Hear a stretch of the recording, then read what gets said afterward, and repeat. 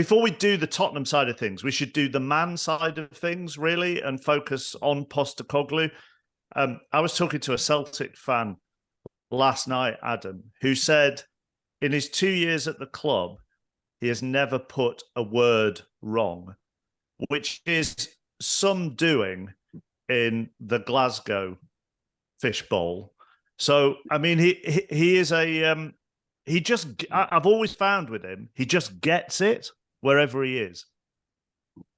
He does, Mark, because he's a fan at heart. He still talks back.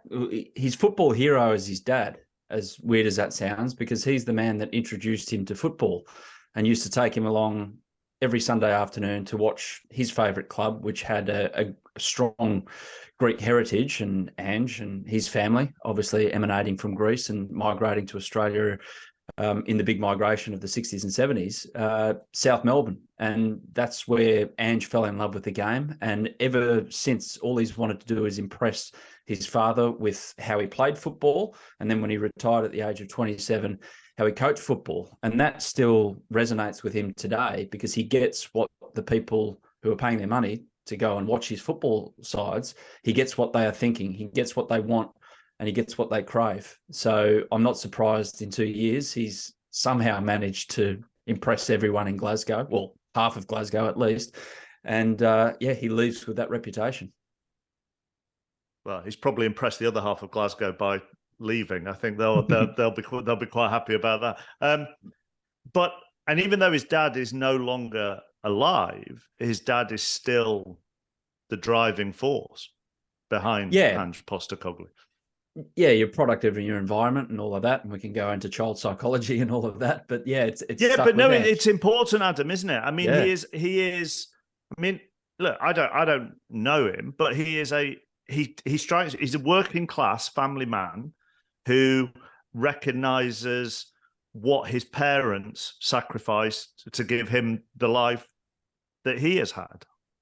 Yeah, and he always says his dad was hard on him. He barely gave him any kind of credit for something good that he did.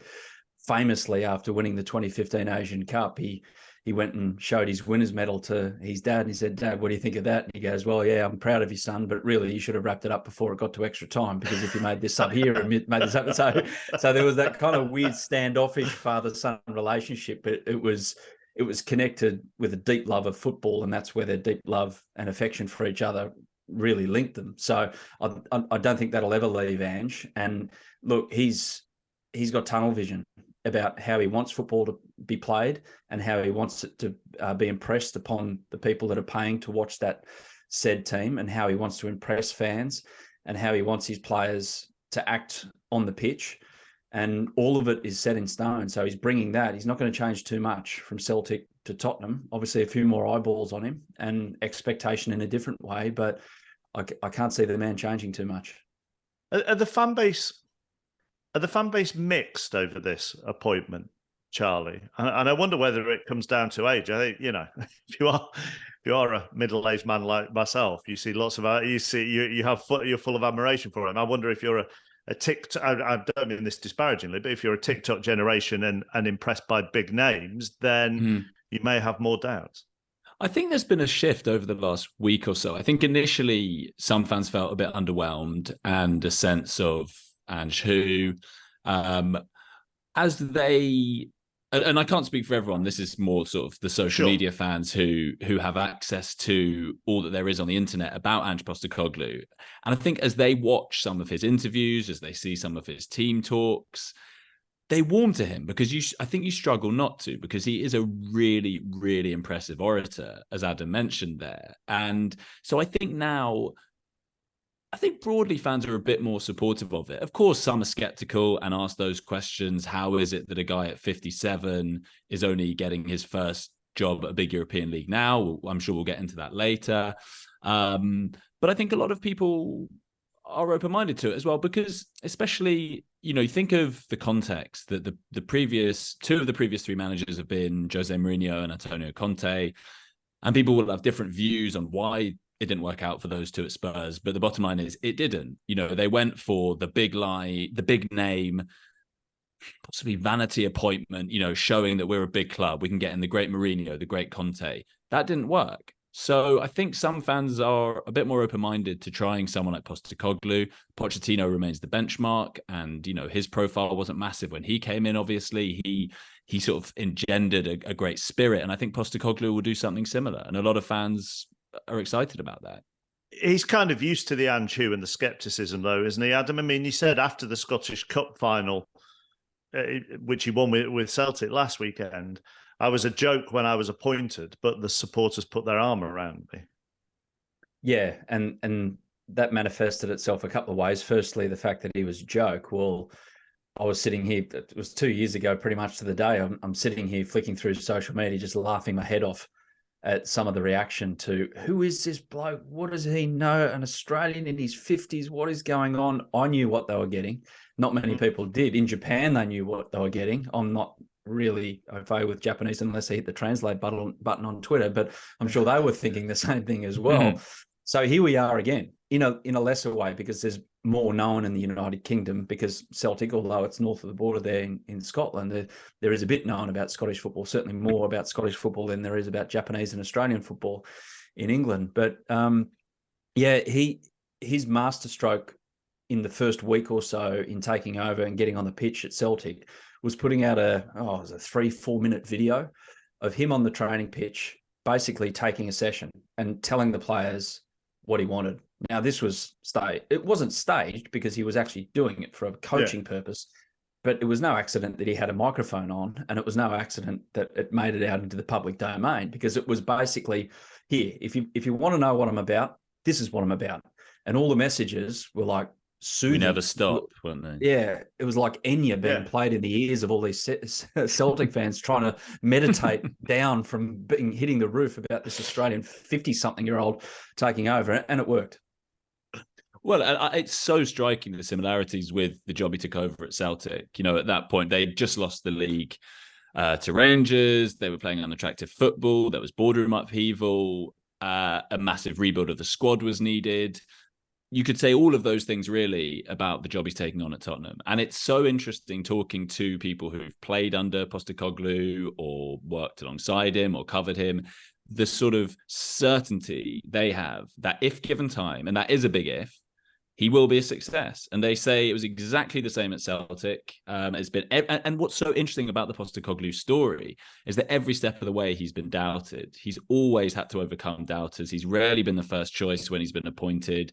A lot of his moves have seemed strange, and he's always made those doubters look stupid.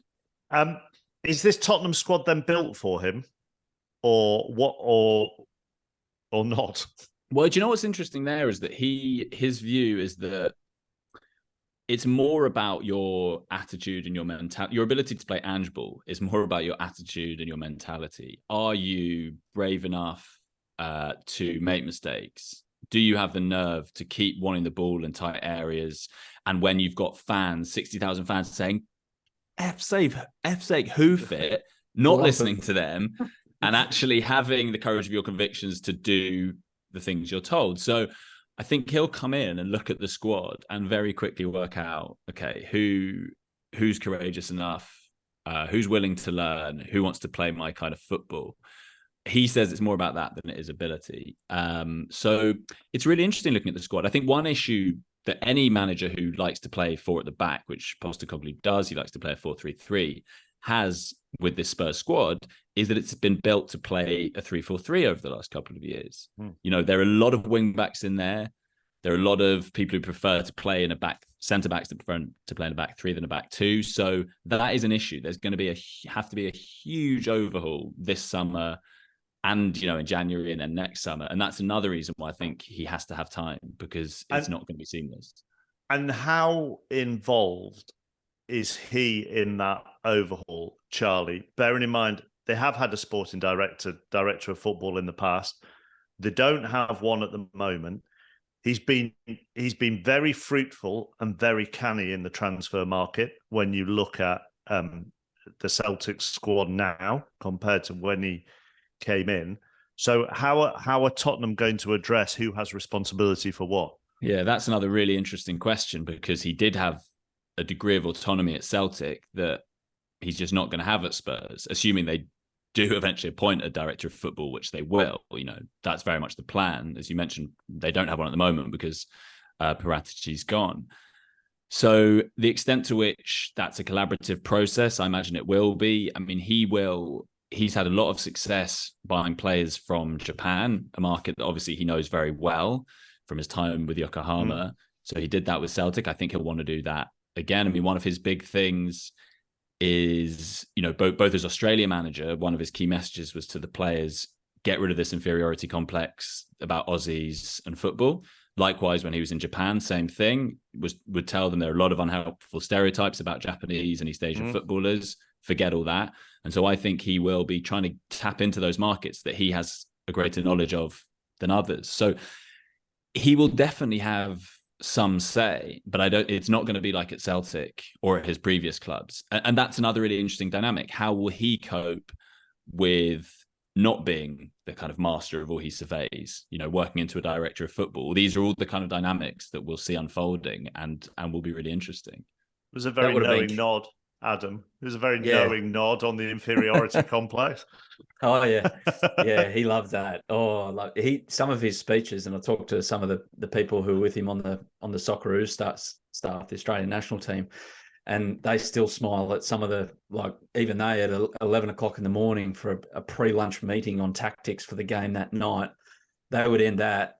And I'm talking middle-aged men who are no way, shape or form ready to get out on a international football stage. They were ready to go and grab a Socceroos shirt and run through a brick wall for the guy. So motivationally, and he knows the trigger points to hit with his players and always has. I think with the transfer window, he will require help and a scouting network, because now his scope in terms of where he can get players is a lot greater. The finances available to an English Premier League manager are infinitely greater than anything he's ever experienced in his life. So look, there are players out there. He'll know the strength of Ange is to know exactly the technical detail of the type of player that he wants, and he can identify them quickly.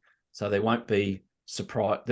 It'll lessen the impact of maybe getting a surprise that he doesn't want, if you know what I mean. But yeah, he'll be the fact that it's done now and tells me that he would have known about this for a few months, or a month at least, so he could be keeping his eye on it, and maybe like I was, glued to the screen being a Newcastle fan for that 5-0 in 20 minutes, which to me was one of the greatest comedies of on television I've seen this season. But no, he'll know the strengths and weaknesses of these players pretty quickly, so he'll hit the ground running, I think. And it'll be a slow start to the season by comparison to the expectation, but there'll be vast improvement in a lot of players that are actually already there as well.